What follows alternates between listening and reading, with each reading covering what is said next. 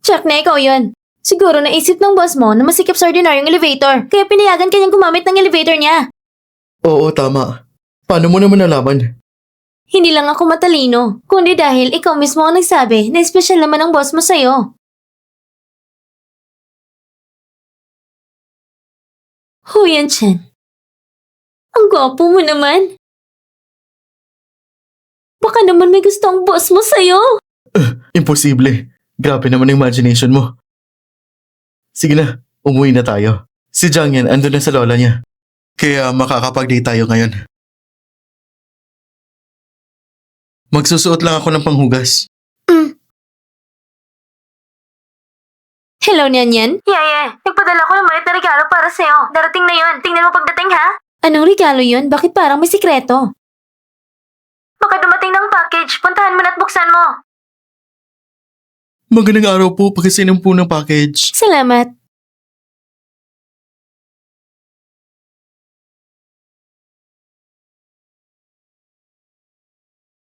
Xingyan! Ano tong binigay mo? Ay, Isang buwan na kayong kasal, pero wala pa kayong honeymoon. Kailangan nyo mag-honeymoon. Kapag sinuot mo yung sexy na slipper na yan, siguradong hindi na siya makakabangon mamayang gabi. Hello? Hello? Sige, tapusin ko muna at maghugas ako. Basta ako ay excited na magkatabi na tayo sa kama.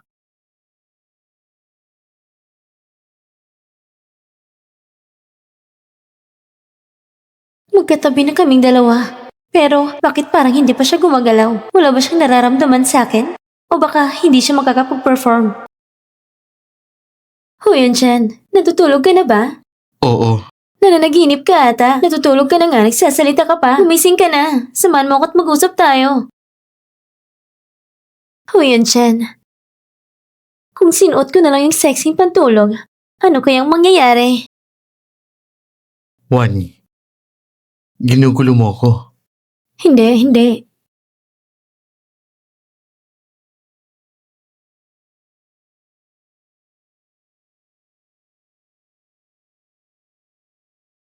Matulog na tayo. Bukas, kailangan ko pang magtrabaho.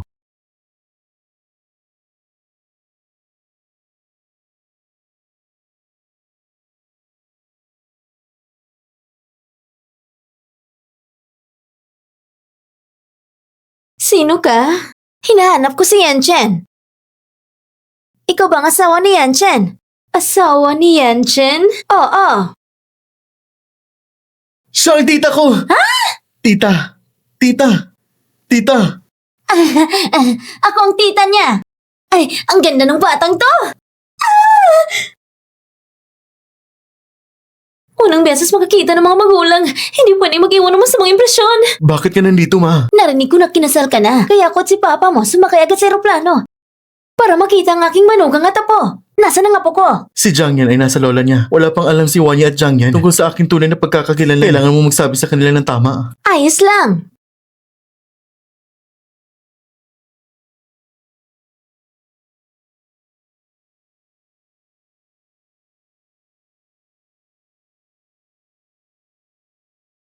Tita, kumain ka ng tsaa at prutas. Ah, mali. Uminom ka ng tsaa at kumain ka ng prutas. Sige, salamat. Maputi ang kutis, magandang personality, fresh at kakit-akit. Hindi ko alam kung si Yancheng saan niya nakuha ang ganitong asawa. Pero sasabihin ko sa'yo, bilang babae, dapat maganda tayo. Kapag walang ginagawa, mamasyal, mag-spa, tungkol sa mga gawaing bahay. Iwan na lang sa yaya. Ah, hindi, iwan mo na lang kay Yancheng. Tita, huwag kang mag-alala. Hindi ko hayaang magdusa si Wanyi. Tita, magsasama kami ni Yancheng ng maayos. Itong black card ko na ito, kung tatanggapin mo, parang regalo ko ito sa inyo. Hindi ko kayang tanggapin, tita. Tanggapin mo na yan, Wanyi. May pera ang tita ko. At saka, di ba't sabi mo noong nakarang araw, bibilhan mo ako ng damit, kaya nang gamitin mo.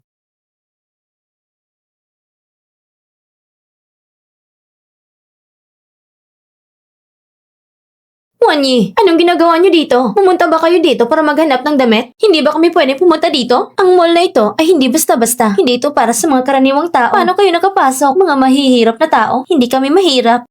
Talaga ba? Di ba't ang hilig mo lang ay manghingi sa mga hotel at kumain ng libre? Walang yaka! Teka, sandali. Sino ba sila? Miss Feng, sila ang mga dalawang mahihirap na tao at walang galang. Ah, mahihirap pala sila.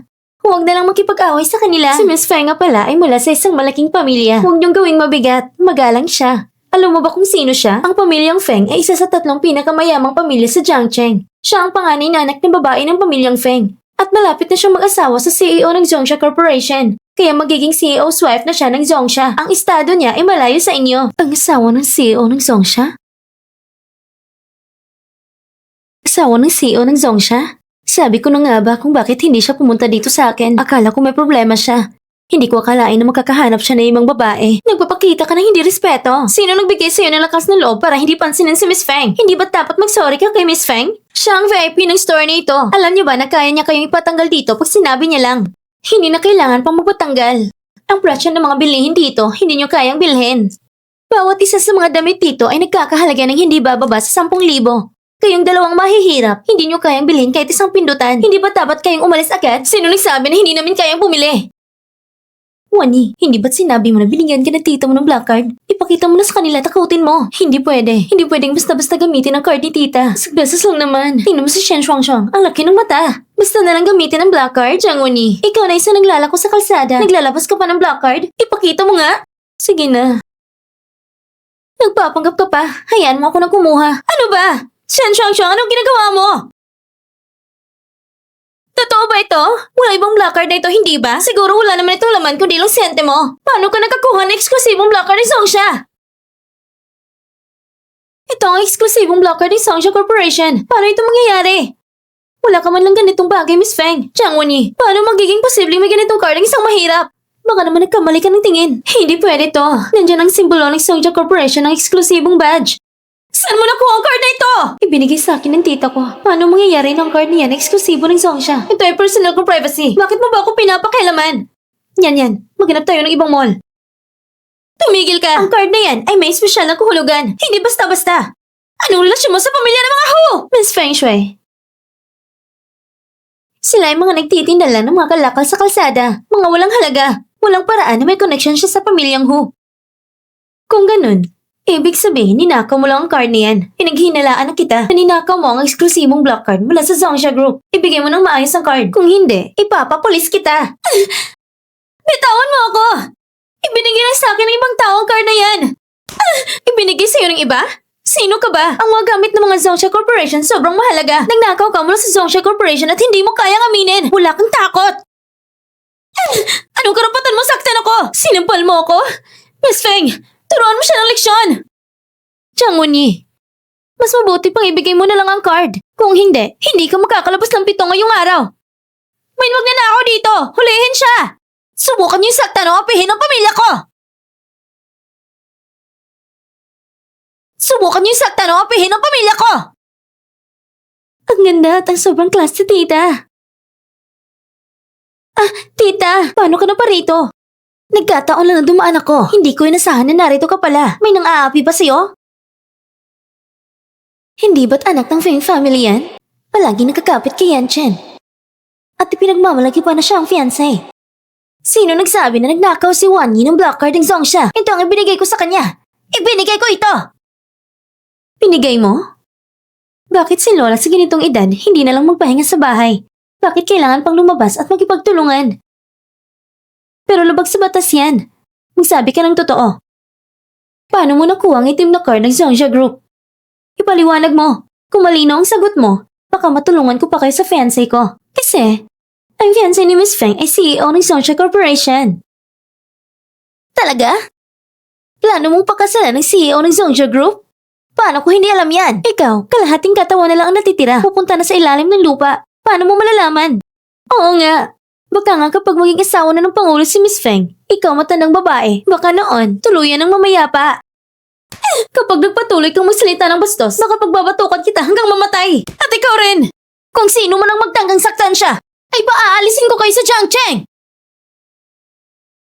Kung sino man ang magtanggang saktan siya, ay paaalisin ko kayo sa Jiangcheng! Papalayasin si Jiangcheng? Itong anak na babae ng pamilyang Feng. Paano mo siya papapalayasin? Nabibiro ka ba? Talaga? Pumasok na kayo. May drama pa talaga. Baka dati kang artista. Matandang babae.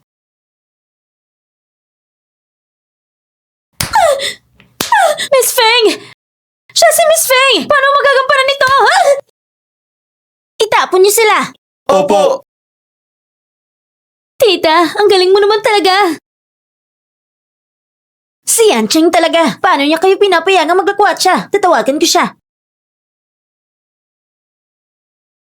Yancheng, pumunta ka dito.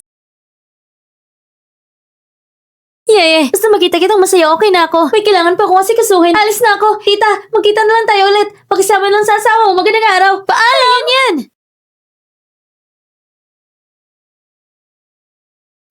Wanyi!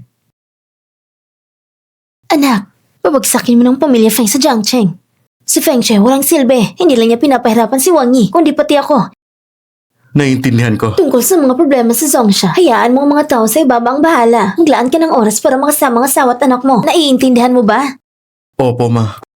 Wang Yi, may gagawin pa si tita, kaya aalis na ako. Kapag may kailangan ka, makipag-ugnayan agad kay Yancheng. Huwag mong hayaang mapagod ka. Naiintindihan mo ba? Salamat, tita. Pasensya na't nahuli ako. Sabi ni tita, inapi ka daw. Kaya nagdesisyon ako na bibigyan kita ng regalo bilang kabayaran. Gusto mo ba? Oo, salamat. Wala na ba? Walang masyadong pagpapahalaga, ha? May maraming paraan para magpasalamat ang mga babae sa mga lalaki. Halimbawa,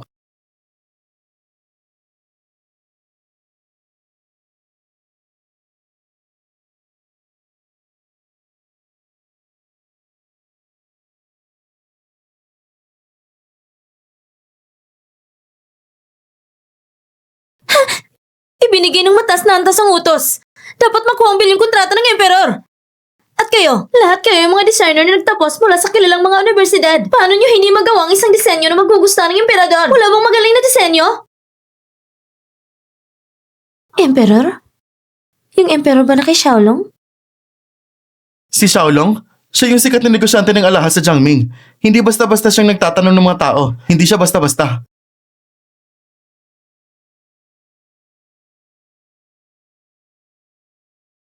Hindi ko inasahan na yung designer ng proyektong ito. Ikaw pala, Miss Yi. Sobra akong natutuwa. Guro, sana may pagkakataon na makapagpatuloy ako ng pag-aaral sa'yo. Si Xiaolong nga. Tinatawag akong guro. Zujay, kung gusto mo, ako na lang bahala kay Mr. Xiao. Wan Yi, ang emperor ay matigas na kalaban. Kahit ang mataas na antas, hindi siya matitibag. Huwag mong gawing mahirap. Zujay, huwag mong gawing pumunta ang isang graduate ng high school lang at makipag-usap sa Emperor. Baka mawalan lang tayo ng oras. Mag-aaksaya pa tayo ng oras. Kung hindi pa pinapayagan ni Xiaolong na maniwala na hindi naman siya ginagalang, wala na mangyayari sa future na partnership sa ating Emperor. Ikaw? Jiang Wan Yi, hindi ka ba natatakot magsalita ng malaki at mapahiya? Kung may kakayahan ka, kunin mo ang partnership sa emperor.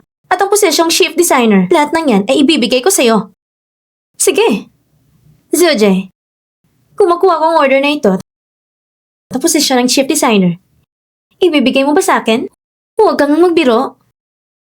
Kung hindi mo makuha, anong mangyayari? Kung hindi niya makuha, syempre, aalis na siya. Paano niyo paninindigan na manatili sa kumpanya? Sige. Napagkasunduan na. Talaga bang sinabi niya yun? Opo. At sa panahong ito, nakita ko ang kakayahan ng asawa niyo. Mr. Hu, ang may-ari ng Emperor, may isang designer na labis niyang hinahangaan na may codename na Miss Yi. Nakita ko ng magawa ng asawa niyo. Pareho ang estilo nila. Napakaganda na pagkakatulad. Baka nga kaya ng asawa niyo makuha ang collaboration sa pagkakataong ito. Hindi pwede.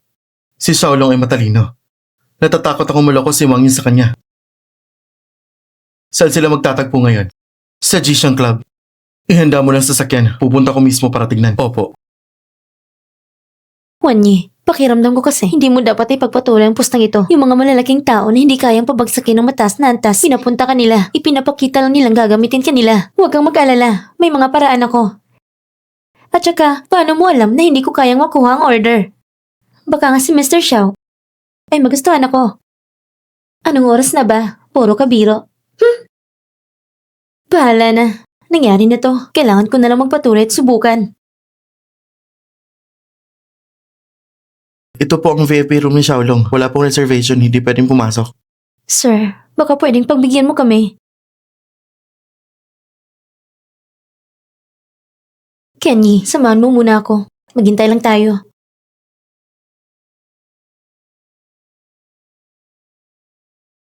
Ang magandang yun, kailangan kong pag-usapan ang negosyo kay Mr. Xiao. Napakaganda niya talaga. Hayaan mo muna ako makipagkita sa kanila.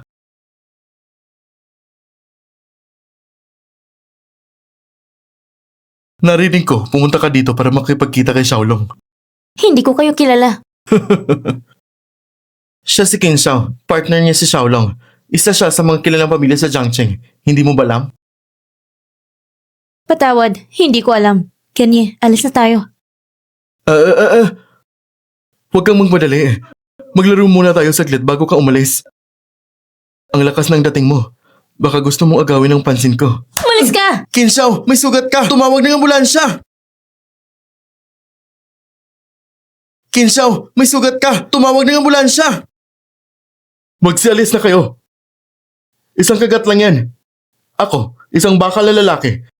Hindi ko na kailangan ng ambulansya. Pero, ito ang unang pagkakataon ko na makatagpo ng isang tao na ganito kabangis.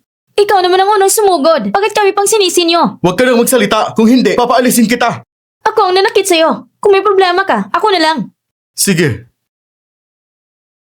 Anong pangalan mo? Jiang Wenyi. Jiang Wenyi? Parang pamilyar yung pangalan mo ah. Kung ganun, uminom tayo. At hindi na kita uusugin sa ginawa mo pananakit sa akin. Pumunta ako dito para magtrabaho, hindi para makipag-inuman. Akala mo kung sino ka? Mismo ang mukha ni Qin Xiao hindi mo kayang tanggapin? Gusto mo ba ng pera? Kung ganun, ikaw, uminom tayo at bibigyan kita ng 10,000. Okay lang ba? Hindi lahat ng tao ay mahilig sa pera. Itigil mo na yung nagkakatsukang mukha mo. Hindi pa ba sapat? Sapat na ba? Sapat ba?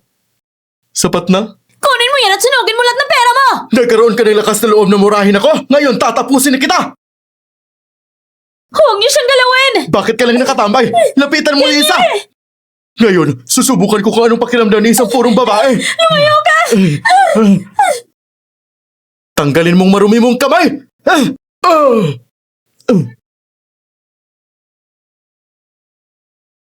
Sino ka bang sumisira sa plano ko?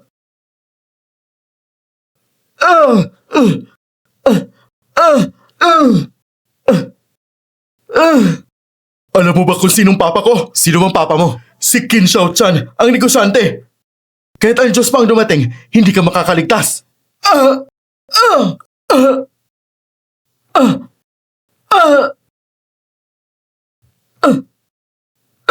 Okay na, alis na tayo.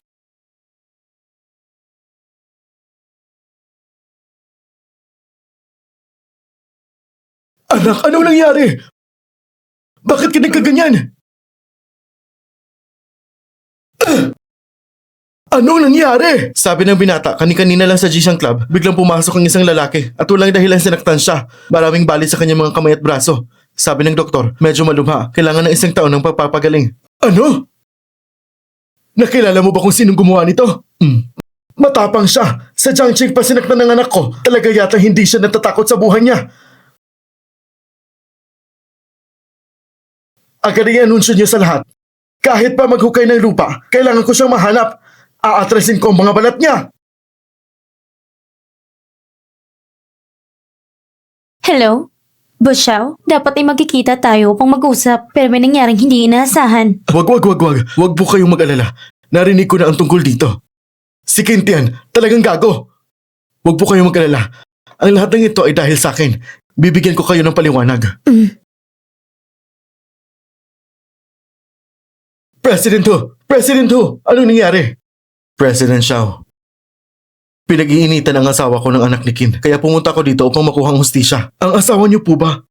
Ay si Mrs. Yi. Ang pangalan ng asawa ko ay Jiang Wenyi. Kilala mo ba siya?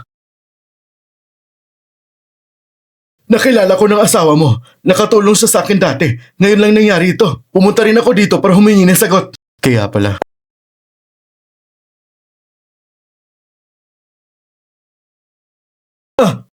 Boss Xiao, President Hu, paano kayo narito? Ang dalawang matataas na posisyon ay narito. Bakit hindi man lang ako tinawagan bago dumating para makapaghanda naman ako? Ikaw ba si Ken Shout yan? Hinahanap kong anak mo. Hindi ko inaasahan. Ang anak ko, si Kintian. Makikilala ko pa siya kasama kayo at si Boss Xiao. Mga malaking tao dito sa Jiangcheng. Talagang ang isang karangalan niya. Narinig ko na nasaktan ng anak mo. Anong nangyari? Ay, wag mo nang banggitin. Hindi ko talaga alam kung sino ang matapang na gumawa nito. Binali pa ang dalawang tadyang ng anak ko at nabali pa ang kanyang mga daliri. Talaga yatang may lakas ng loob. Kung mahuhuli ko siya, tatanggalin ko ang balat niya. Ganun ba? Oo.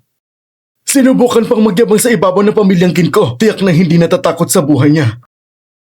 Ngayon, ang anak ko ay lalo pang pinuri ang dalawang mataas na tao tulad ninyo. Kapag kumalat ang balitang ito, ang posisyon ng pamilyang Kin ko ay tiyak na magiging mas mataas pa. Ang batang ito ngayon, sinubukan pang bastusin ang anak ko. Sa darating na panahon, babayaran niya ito ng dobleng halaga. Andito lang ako. Titignan ko kung paano mo ko pababayaran ng dobleng halaga. President Hu, anong ibig niyo sabihin? Hindi makita ang halaga. Ang magtuturo sa anak mo ng leksyon ay si President Hu. Ano? Kin Shout yan. Ang anak mo ang nangapi sa taong yan. Ako si Hu Yanchen, ang asawa ko. Ano? Paano ito nangyari? President Hu, tiyak na may pagkakamali lang dito. Ang anak ko, sigurang hindi niya alam na siya ang asawa mo. Kung hindi niya alam, bakit niya pinapahirapan ng isang babae? Ang anak mo ay isang masahol pa sa hayop.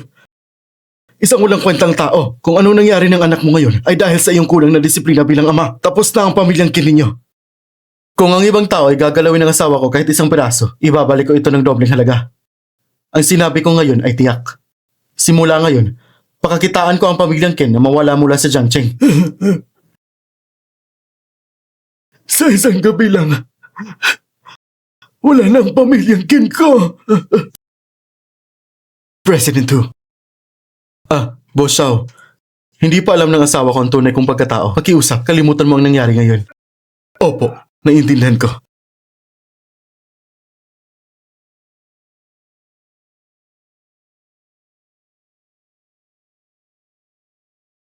Hello. Miss Zhang, nagkabasag na ang Kin Corporation. Pero nakita ko ang asawa mo dito. Ang asawa ko? Pumunta ba siya sa Kin Corporation para maghanap ng gulo? Hindi. Ang Kin Corporation ay nalugi dahil sa nangyaring ito. Kaya sila nalugi. Nalugi? Paano naman nangyari yun? Bahala na. Teka, Mr. Xiao, hindi pa alam ng asawa ko na ako isang international designer. Hindi mo ba siya sinabihan? Wala. Nangako akong hindi magsasabi. Pagkatapos mong magpahinga, pag-usapan natin ang collaboration. Okay? May sekreto palang pareho. Talagang mahilig maglaro ang mga tao dito sa syudad. Tara na, may sekreto palang pareho. Asawa ko, umalik ka na. Pumunta ka ba sa Kin Group? Tinukso ka ba nila? Wala akong problema. Gusto ko sanang humingi ng sagot sa kanila pero sila itong napahamak. Na-bankrupt tuloy sila.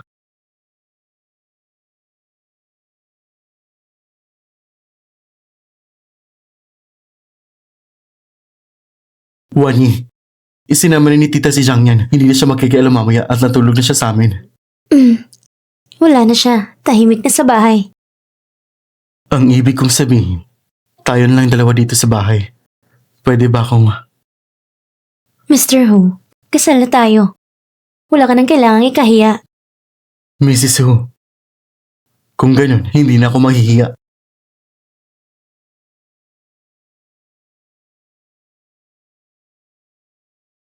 Mr. Xiao, Miss Yi, mabuti na bang pakiramdam mo? wala na akong sakit. Oo nga pala, yung order mula sa Zhongsha at Huangju, inaasahan kong pag-isipan mo ng mabuti. Huwag mong gawin dahil lang sa pagmalasakit mo sa akin. Miss Yi, masyado kang magalang. Ang mga gawa mo ang pinakamaganda na nakita ko. Walang duda. Tignan mo. Narito ng kontrata. At pinirmahan ko na. Pakipirmahan mo na lang din. Salamat. Jiang Wenyi! Zuje, tinatawag mo ba ako? Si Kintian ay maluhang nasaktan. Hindi titigil ang Kin family dito. Pumunta ka pa ngang trabaho. Jiang Wenyi, pinapayuhan kita na mag-impake ng maaga at umalis sa Zhongja Group. Baka mapalayas ka pa ni Zuje. Para ka nang ang asang ulo na kakahiya. Alam niyo ba, nasa mata ko ngayon, ang tingin ko sa inyo, tulad kayo ng mga tanga. Jiang Wanyi, huwag ka namang sobra. Isa kang taong malapit nang mawala. Anong karapatan mong husgahan kami? Sino nagsabi na mawawala ako? Ikaw mismo ang nagsabi. Kung hindi mo makuha ang orders ng Wang Jun 1 trilyon, mag-e-empake ka at alas na sa Zongsha. Nagkakatawa. Sino ang nagsabi na hindi ko nakuha ang trilyong order? Tingnan niyong mabuti. O ito. Ano? Ano? Ito ang trilyong order ng Wang Ju. Binabati kita, Jiang Wanyi. Natagumpay mong nakuha ang trilyong order ng Wang Ju. Simula ngayon, magiging punong designer ka na sa design department. Promotion at dagdag sahod. Salamat, Zujay. Wow, Wanyi, ang galing mo. Maging mabait lang. Nasa kamay ko na ang trilyong kontrata ng Wangju. Paano nakuha ni Mrs. Hu? Baka si Mrs. Hu talaga ang kumuha nito. Hindi. Kailangan ko talagang sabihin sa CEO.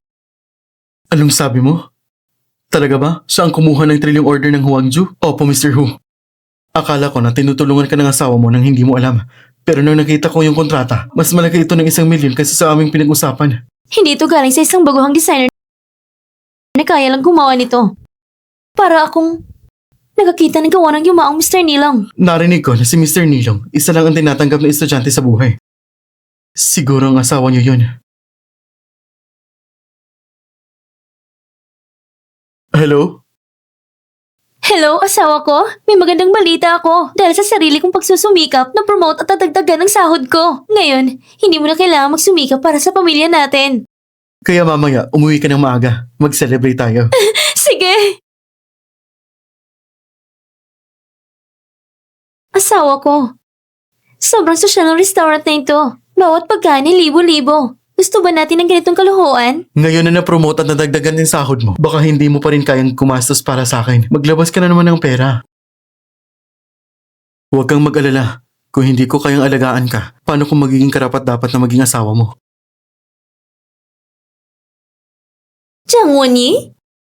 Paano ka nagkaroon ng pera para kumain sa lugar na ito? Siguro naubos na ang year-end bonus mo sa social na restaurant. Bakit may nakapasok na langaw dito? Ang ingay. Sinong tinutukoy mong langaw? Anak, huwag ka nang magalit. Siya ay inggit sa'yo. Malapit ka na maging isang milyonaryo. Huwag mo nang pansinin ang mga basura na yan. Oo nga. Sa makalawa, may red wine party ang Wangju. Pag nakipagkita ko kay Xiao Shansheng, makukuha ko ang malaking proyekto ng kumpanya. Ang Jiang family natin ay dapat mapasama sa mga malalaking pamilya sa Jiang City. Si Xiao Shansheng? Gusto rin ng mga disenyo mong gawa? Ay, anong alam mo? Ang anak namin si Sisi ay sikat sa buong mundo. Ang pinakamatagong designer. Ma, lihim pang mga bagay na ito. Huwag ka muna magsalita. Mahirap magkahanap ng magkakataon ng panggap bilang misteryosong designer si Missy at magkipagnegosyo ka siya lang. Kung mabubunyag ako, tapos na ako. Naiintindihan ko. Basta't may mga tao nang titrabaho lang para ikahiya ang pamilya nila. Wala nang ibang magagawa. Iyon sa anak namin si Sisi. Talaga namang magkaiba. Sisi, alika na. Pupunta tayo sa ibang lugar. Huwag hayaang madungisan tayo ng basura. Tama na. Huwag mong babayaan na sirain nilang ating mood. Makikinig ako sa'yo. Ayon kay John Sisi kanina. Gusto niya makipag-collaborate sa Hangzhou. Si Xiaolong, nagustuhan niya mga tao ganito, kailangan ko yatang maghanap ng paraan para tanungin siya. Wanyi, pwede ba naming makita ang disenyo mo para sa Wangju? Oo, sige. Sandali lang. Ang disenyo ni Jiang Wanyi parang pamilyar ang estilo. Hindi ba't estilo ito ni Mr. Nylon? Ang huling disipulo niya ang disenyo ni Miss Ye, hindi ba? Sabi ni Wanyi, fan siya ni Miss Ye. Kaya hindi nakakapagtaka. Tila malinaw na ito'y pangungopya. Akala mo ba hindi namin makikita? Sino nagsabi na si Jiang Wanyi ay nangopya?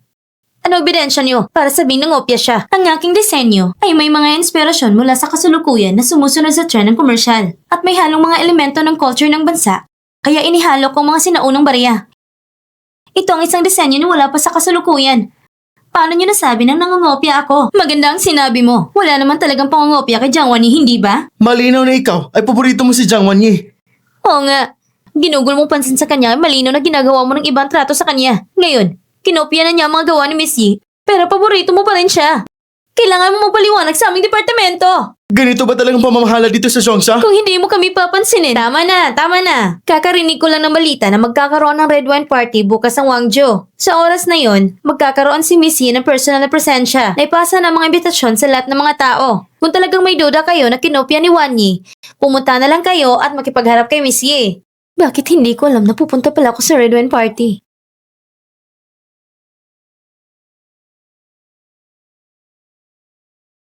Anong alam mo? Siya nga pala si Sisi, ang pinaka-misteryosong designer sa buong mundo. Si Missy na siyang international designer. Hindi kaya si Jiang Sisi ay nagpalit ng identity para makipagtulungan kay Xiaolong. Ninakaw ang aking pagkakakilanlan. Okay, Jiang Sisi, hindi ko na sana gustong makialam. Pero ikaw na mismo nagpilit. Huwag mo kong sisihin. Wan Yi, anong pinagsasabi mo tungkol sa red wine party bukas? Pupunta ka ba? Siyempre, pupunta ako. At meron pa akong mahalagang gagawin.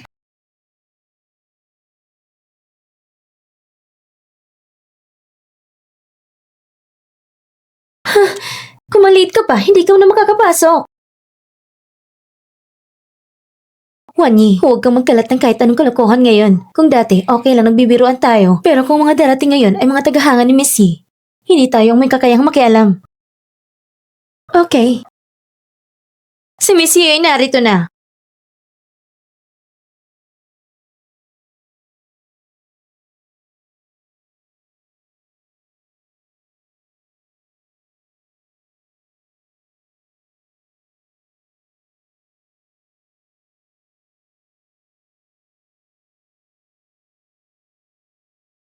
Miss Yi, Missy! pwede po ba Ang ganda makahingi niyo ng naman po. autograph?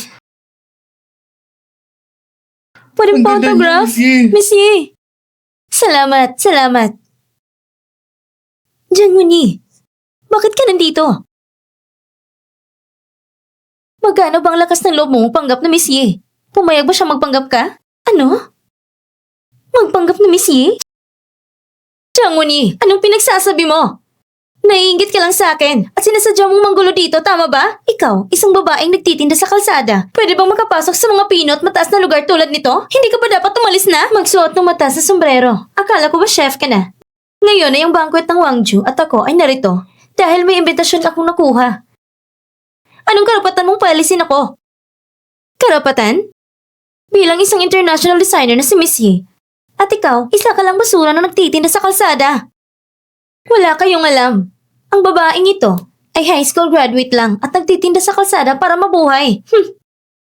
Isa lang lubos ng mababang tao. Ngayon, umaasa na lang sa pang-aakit ng mga lalaki para makapasok sa Zhongsha at pumasok sa banquet na ito para lang sirain ang partnership ko at ng Gwangju. Ang ganitong klase ng tao, pwede bang makapasok sa banquet ng Gwangju? Oo nga, pinipigilan mo ang partnership ni Miss Yi at ni CEO Xiao. Pwede mo bang sisihin ang sarili mo? Oo, tama. Kayo nga naman, talaga namang makasarili. Puro pansariling interes. Pero, ang iniidolo niyong tao ay isang pekeng tao. Anong ibig mong sabihin? Sinasabi mo ba na si Jiang Sisi ay hindi talaga si Missy? Tama. Anong karapatan mong sabihin hindi siya si Missy? May pruweba ka ba? Oo nga, umalis ka na nga. Umalis ka! Umalis ka! Umalis ka! Umalis ka! Anong karapatan? Hayaan niyong sabihin ko sa inyo kung anong karapatan. Dahil ako, ang tunay na Miss Yi. Dahil ako, ang tunay na Miss Yi. Miss Yi? Imposible! Napaka-imposible! Jiang Yi, anong pinagsasabi mo? Bakit ka nagpapanggap na akong pagkakilala ni Miss Yi? Sa tingin ko, kumain ka ng tapang ng oso at lakas ng tigre. Hindi ba't sinabi niya na ang babaeng ito ay high school level lang? Ang level ni Miss Yi ay sobrang taas. Paano siya magiging si Miss Yi? Sa tingin ko, itong babaeng ito, ginagawa lang ito para magpapansin. Jiang Yi, narinig mo ba yun? Sa tingin ko, iniisip mo na makikipag-collaborate ako kay President Xiao ng Gwangju at naiinggit ka lang. Ginusto mong pumunta dito para pasamain ako. Sinasabi ko sa'yo, kung marunong ka, dapat umalis ka na agad. Kung hindi, tuturuan kita ng leksyon. Sige. Kahit na si Mr. Xiao nakita na ako. Hindi. Ang totoo, ako ang tunay na Miss Yi. Hayaan mong makita niya kung sino sa atin ang tunay na Miss Yi. Ikaw ba? Akala mo ba na sa pag-aantala ng oras may silbi? Kung malaman ni Mr. Xiao ng pinakagalang niyang Miss Yi, ay ikaw na isang impostor, siguradong magagalit si Xiao. Mas mabuti pa na huwag mo dungisan ang mata ni Mr. Xiao. Kisayaan kong manatili dito. Tawagin ang mga tao! Bakit nagtangatangahan pa? Ano pang hinihintay nyo? Itapon nyo na siya! Tignan natin kung sino ang magtatangkang galiwan siya ngayon. Tignan natin kung sino ang magtatangkang galiwan siya ngayon. Anong gagawin ko? Dapat sana hintayin ko pa na may labas si Jiang Wenyi bago ako makipag-usap kay Mr. Xiao ng hiwalay. Hindi ko inasahan na darating siya ng ganito kabilis. Hindi kaya nakipagkita siya kay Missy talaga. Dumating na si Mr. Xiao. Siya talaga ang may alam kung sino ang tunay na Missy. Madali lang niya matutukoy kung sino ang nagpapanggap. Bakit papunta siya sa akin? Hindi kaya si Jiang Wenyi ay hindi talaga si Missy? Si Mr. Xiao ay talagang gusto ko. Mr. Xiao, ako... Anong akala mo sa'yo? Bakit mo kinakontra ang pinagmamalaki kong Miss Yi? Pasensya na Miss Yi, naistorbo kita. Mga kaibigan, ang babaeng ito, si Jiang Wenyi, ay ang Miss Yi na aking tinitingala. Miss Yi, si Jiang Sisi ay isang pekeng tao lamang na nagpapanggap lang walang ibang layunin kundi ang makipag-ugnay sa akin. Ang kanyang mga gawain ay napakababa at hindi mapapatawad. Huwag nang pag-usapan ang negosyo ng Jiang. Wala nang koneksyon kay Jiang Sisi. Hindi ko na papapasukin ang kahit anong negosyo. Ang pangalan ko ay hindi konektado sa kanila. Huwag kang magtangkang magsalita bilang Jiang family. Kayo ay nagkukunwaring iba. Talaga namang nakakahiya. Imposible! Mr. Xiao, hindi ko talaga sinasadya. Wala bang magpatawad ka na kahit isang beses lang? Tawagin ang mga tao ko at itapon niyo siya! Opo. Bitawan niyo ako! Yang Jiang Sisi na yan, paulit-ulit na inaapil si Wanyi. Diretso na siyang putulin ang mga pagkakataon niya. Opo. Ha? Mr. Hu, ang ibig mong sabihin ay pababagsakin ng Jiang family? Paano naman ang asawa niyo? Hayaan mo si Jiang Sisi ang magpabagsak sa Jiang family. Tapos saka natin bilhin ulit para sa asawa ko. Ipangalan mo muna kay Lola Jiang at laruhin sa kanya. Opo, naiintindihan ko na. Mr. Xiao, pasensya na. Nandito na ang asawa ko. Alis na ako.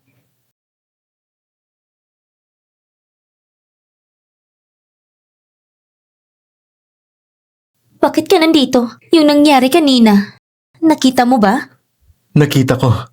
Narinig ko na pupunta si Jiang Sisi dito. Nabahala ako baka maapi ka na naman. Kaya nagmadali akong dumaan. At hindi ko inaasahan na ang tatag na pala ng asawa ko. Hindi naman. May kaunting kasikatan lang. Hindi ka lang basta may kasikatan. Ang dating mo ay talagang malakas. Bakit hindi mo sinabi sa akin dati? Wala naman akong dapat sabihin. Alam mo naman na dahil sa mga issue ko sa edukasyon, hindi ako nakapasok sa malalaking kumpanya. Kaya nag-start ako na mag-post online. Isang beses, nakuha ko ni Mr. Xiao, kaya nagkaroon ako ng ilang respeto. Pero pagkatapos, naisip ko na parang pagod na ako sa ganitong buhay, kaya nagbenta na lang ako. Ang ganda mong tao. Ano man ang gawin, magiging magaling ka. Okay, umuwi na tayo. Gusto ko ng pagkain mo. Sige. Pagdating din sa bahay, may sasabihin din ako. Ang anak ng Jiang Group pinagtabuyan mula sa Royal Banquet. Ang stock ng kumpanya ay bumagsak at maaaring maharaw sa pagkalugi. Walang kwenta! Tignan mo kung anong pinasok mo! Si Papa lagi na lang kay Jiang Wenyi! Sinira niya ang magandang pagkakataon ko! Tama na! Ayoko na makinig sa mga palusot mo! Kailangan mong maghanap ng solusyon. Ibabalik mo sa akin lahat ng mga partner na nag-cancel ng kontrata. Kung hindi, huwag mong asahan na mananatili ka pa sa pamilyang ito! Sisi, kailangan mong mag-isip ng solusyon. Kung hindi, tapos na ang pamilyang Jiang. Tatawag ako. Tawag! Hello, Mr. Lee? Si Jiang Sisi to. Hello? Hello, Mr. Wang? Si Jiang Sisi to. Tungkol sa partnership. Si Jiang Sisi tama ba? Sa kakayahan mo, hindi ka pa sapat para makipag-partner sa amin. Huwag ka lang tumawag. Hello, Mr. Lu? Teto Lu, tingnan mo na lang. Sa mga naging relasyon natin dati, tulungan mo ng pamilyang Jiang. Huwag mong gawing komplikado. Sino ang may relasyon sa'yo? Ininsulto niyo ang Wang Ju. Ayaw na namin makipag-partner pa sa inyo. Mag-isip-isip na lang kayo. Tapos na? Talaga bang tapos na ang pamilyang Jiang? Ay, nako! Paano na tayo nito? Itong hindi magalang na anak na ito! Talaga niya sinira ang pamilyang Jiang! Paano na kaya tayo nito? Lahat ng ito ay dahil kay Jiang Wenyi. Lahat ng ito ay dahil sa kanya. Hindi ko siya palalampasin. Asawa ko, hindi ka ba nagagalit kung itinago kong pagiging designer ko? Hindi ka ba galit? Anong dahilan para magalit? Ang napakagaling ng asawa ko. Wala na akong dapat ipag-alala. Pero kung sasabihin ko sa iyo ito ngayon, ako rin ba Hello, Lola? Wanyi, apo, bukas may parent-teacher conference si Anan sa school. Kayo ni Yancheng, huwag kalimutang pumunta. Mga ilang araw na kayong dalawa, hindi siya binisita. Nagalit na siya. Oo, sige Lola. Sandali lang. Nakatulog na ba si Janyan? Baka gusto niya makipag-usap sa amin. Kakatulog lang niya kanina. Bukas na lang kayo pumunta. Opo, sige. Lola, magpahinga na kayo ng maaga. Sige, salamat.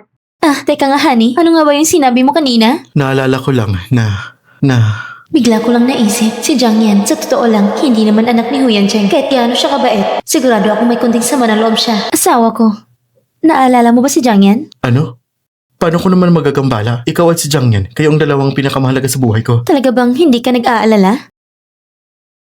Mukhang kailangan ko ipakita sa'yo kung gaano ka-importante, kung anong pakiramdam ko tungkol dito.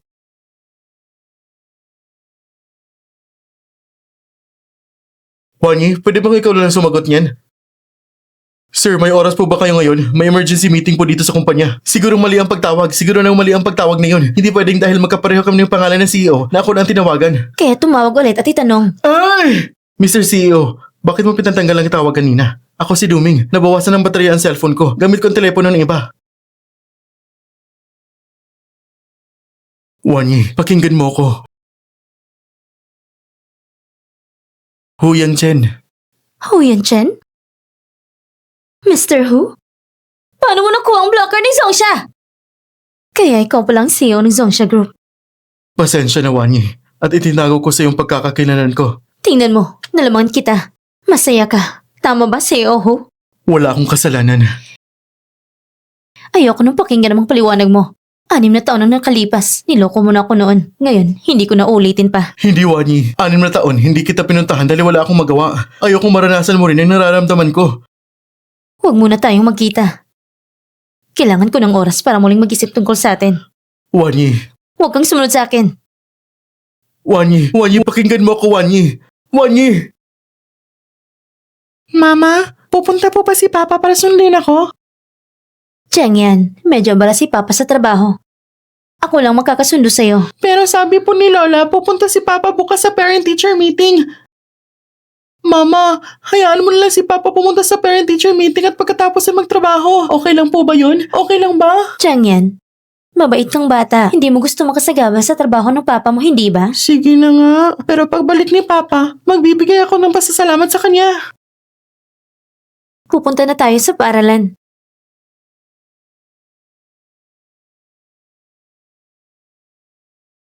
Ito ang deposito. Gawin mo siyang mawala. Pagtapos na, bibigyan kita ng 1 million.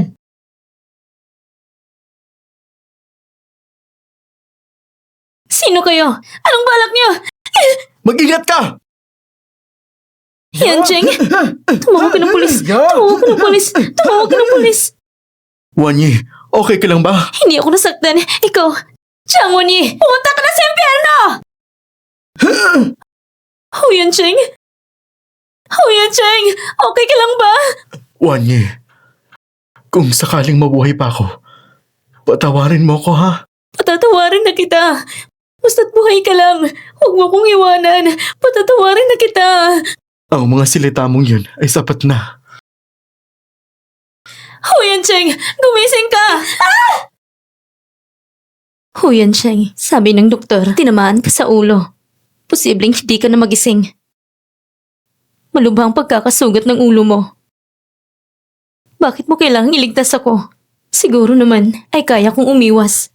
Simula nang dumating ka, pakiramdam ko ang buhay ko ay naging mas maliwanag. Dati, may Lola at si Jiang Yan. Pero pakiramdam ko, mag-isa pa rin ako. Hanggang dumating ka, ikaw ang nagprotekta sa akin. Kasama kita sa pag-alaga kay Jiang Yan. Pakiramdam ko, ang buhay ko ay lahat ay naging iba. Dati, kasama kita. Hindi nag-aatubiling samahan at mahalin ako. Pero bakit ngayon ay nakahiga ka na dito? Gumising ka na. Gumising ka na, tingnan mo ako.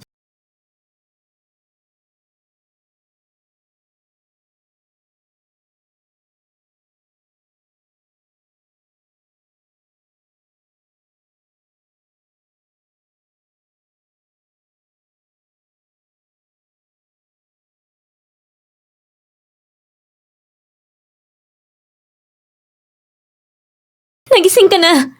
Pupuntahan kang doktor. Wala akong sakit. Pahawak naman muna. Akala ko hindi ka na magigising pa. Hindi na kita iiwan kailanman, ha? Mr. Hu, nagising ka. Kung gusto mo, maghintay na lang ako. Wala namang problema. Mag-usap na lang kayo. Kasi, ikaw ang CEO ng Huyan Cheng. Ano ka ba? Hindi ba't sabi mo patatawarin mo na ako? Balang araw, babawi ako sa'yo. Ngayon, pupuntahan ko muna si Jiang Sisi. Mag-ingat ka po. Pakisundan siya. Huwag siyang hayaan mag-isa. Sige po. Nagpadala na po ako ng tao para protektahan ang asawa niya. Kung may ano man mangyari, sabihin niyo sa akin agad. Ako na magpupunta. Sige po. Si Jiang Sisi at ang mama niya ang may ebidensya ng paglililang sa asawa niyo. Naitipon na lahat ng ebidensya. Ngayon, kulang na lang ng isang saksi. Pero walang problema. Ang ating abogado ay tutulong sa kanilang hatol. Pero, kailangan pa ng oras. Sige, diretsong ipaghanda ang abogado. Bukas, ipapasok natin sila. Ang buong pamilya ng 3 tao. Hoy! Anong ginagawa mo? Ngayon, ikaw ay iniwasan ng Jiang family. Pinalayas ka na. Che! Jiang Wuni, bakit ka nandito? Ikaw ang pinunta ko dito. Jiang Sisi, paulit-ulit na kitang pinatawad. Pero hindi ka pa rin natuto. Paalala ko lang, kung hindi dahil sa malas ni Yancheng, malapit mo nang patayin ang buhay niya. Ano? Pinagbintangan mo ang panganay na anak ng si Huyan Cheng? Gusto mo talaga mamatay, ha? Hindi ko nais nasaktan si Huyan Cheng. Hindi ko alam na siya pala si Huyan Cheng. Gusto ko lang sana takutin siya. Si Jiang Wan yun ang babaeng ito. Isang babae ka lang. Bakit ako nang dosa ng lahat? Dapat kang mamatay. Isang sampal para sa'yo. Dati akong pinagmumura mo. Isang sampal para sa'yo at sa nanay mo. Dati kayo nang aapi sa akin. Isang sampal para sa'yo. Gusto mong sirain ako pero ikaw pang nagkasala kay Yancheng. Sisi! Sisi! Sisi! Ano bang gusto niyong gawin? Jiang Wunyi, kung may galit ka, sa akin na lang. Huwag mong galawin ang anak ko. Hanggang ngayon, gusto mo pa rin protektahan ang anak mong kriminal. Alam mo ba na ang anak mo ay nagbayad ng tao para pumatay? Halos patayin ang asawa ko. Karma niyo yan. Walang kasalanan ng anak kong si Sisi. Wala siyang kinalaman dito. Nang dahil sa'yo, kaya iniwan siya ng boyfriend niya. Hindi na sana siya naghirap para pamahalaan ang kumpanya at buong araw nakikipag-inuman sa mga malalaking boss. Ngunit ngayon, ipinapahirapan na nila. At ikaw naman, nasa salo-salo ka pa ng mga hipokrito. Sinasadya mong galitin siya. Dahil dyan, pati ang pamilya namin hindi makabangon. Lahat ng ito'y kasalanan mo. Dapat patay na kayong mag-asawa noon pa. Ano bang ginagawa ko? Akalain ko na magmamakawa kayong mag-ina. Sisi! Ano bang balak mo, Jiang Wunyi? Gusto kong aminin niyo lahat ang mga kalokohang ginawa niyo sa mga taong ito. I-record niyo lahat. Kung hindi niyo sasabihin ngayon, hindi ko alam kung mabubuhay pa kayo. Hindi ko kayang tiyakin. Dapat alam niyo rin. Bilang si Huyan Cheng, hindi madaling itago ang pangyayaring ito. Hindi mahirap. Ikaw na masamang babae ka! Hindi ka pa ba magsasalita? Gusto mo bang madamay ako? Sige! Sasabihin ko lahat. Noong mga taon na yon, ako ang umakyat sa kama ni Jiang Gue. Ako ang nangakit sa kanya. Ako ang nagpasimula ng lahat para mag-divorce sila ni Xiao Wanshu. At saka, hindi niya anak si Sisi. Siya ay anak ko sa ibang lalaki. Gusto mo akong lokohin! Ano pa? At ang mama mo, ako ang nagplano ng kanyang pagkamatay. At alam din ng papa mo, si Jiang Wego. Pero tinulungan niya akong itago. Ano? Hindi sa sakit namatay ang mama ko. Ano? Hindi sa sakit namatay ang mama ko. Wanyi. Tama na, Wanyi. Ihahatid kita pa uwi, okay lang ba? Tuturuan ko sila ng leksyon. Ihahatid ko sila sa presinto. At tungkol naman kay Jiang Sisi, ihahatid siya sa mental hospital at pahintulutan mag-enjoy doon. Wag! Ayoko pumunta sa mental hospital! Pakawalan mo ako! Ayoko pumunta! Pakawalan mo ako! Okay ka na ba? Kakalabas mo lang mula sa hospital. Tapos tumakbo ka agad papunta sa akin. Masakit pa bang ulo mo? Hindi na. Wanyi, pasensya na sa lahat ng naranasan mo sa loob na 6 na taon. Baliw ka talaga. Gago ka? Hindi ba't pinatawad mo na ako?